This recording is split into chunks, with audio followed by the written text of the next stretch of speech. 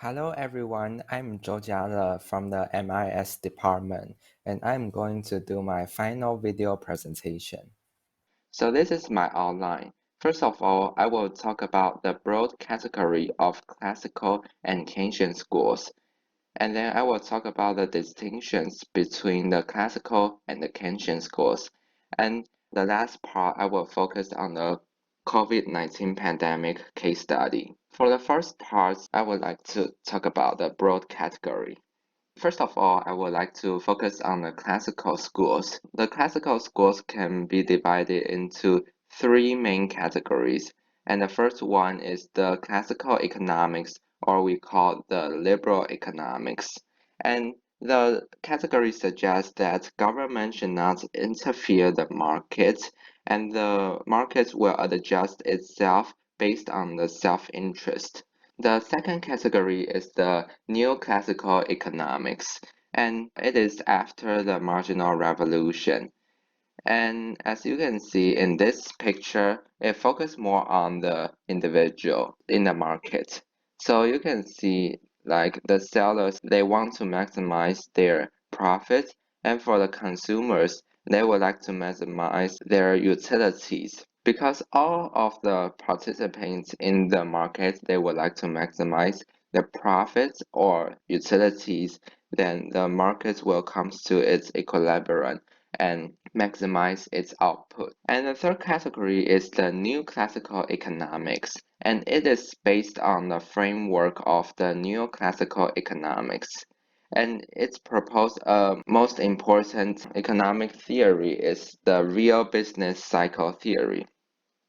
So the theory suggests that when there is a negative shock in the economy, then the negative effect will spread out. For example, when there is a technology shock in the economy, then the investment and the saving will fall, and also the demand for labor will fall. So you can see there will be two negative impacts in the different diagram. And the second one I would like to talk about is the Keynesian schools. So it can also be divided into three categories. For the first category is the Keynesian economics. The category suggests that the shift in the aggregate demand will have a huge impact on the real GDP. So the government should do something to bring the real GDP back to the previous state. So the action it can take is the counter-cyclical monetary policy or the counter-cyclical fiscal policy. And the second category is the neo-Keynesian economics, and it combines the neoclassical economics and the Keynesian economics because it introduced the neoclassical economics into the Keynesian schools. So it used the microeconomics perception to look at the economic. And after the oil shock and the stagflation in the real market, then the people tend not to believe the neo-Keynesian economics, and they tend to believe the new Keynesian economics. So there are two important concepts in this category. So first of all is the stagflation. The stagflation suggests that a period of the recession and the inflation. So as you can see, the aggregate supply curve moves to the left, and it will cause the price level to rise, which is the inflation, and also cause the real GDP to decrease. So it is causing the recession. And the policymaker cannot offset the inflation and the recession simultaneously. And the other important concept in the new Keynesian economics is that they use the microeconomics point of view to look at the economy. Okay, in the second part, I would like to talk about the distinctions between the classical and the Keynesian schools. So first of all, I would like to focus on the first aspect, which is the emphasized size of economy. So for the classical schools, they tend to focus on the supply side, and for the Keynesian schools, they focus on the demand side. And why is that? For classical schools, the aggregate supply curve is a vertical curve. So no matter how the aggregate demand curve moves, the real GDP will still be the same. But for the Keynesian schools, the aggregate supply curve is an upward sloping curve or even a horizontal curve. So when there is a aggregate demand curve shift, then the more elastic the aggregate supply curve is, the more impacts it will do on the real GDP. So they think that the demand side will have a huge impact on the real GDP. So they focus more on the demand side.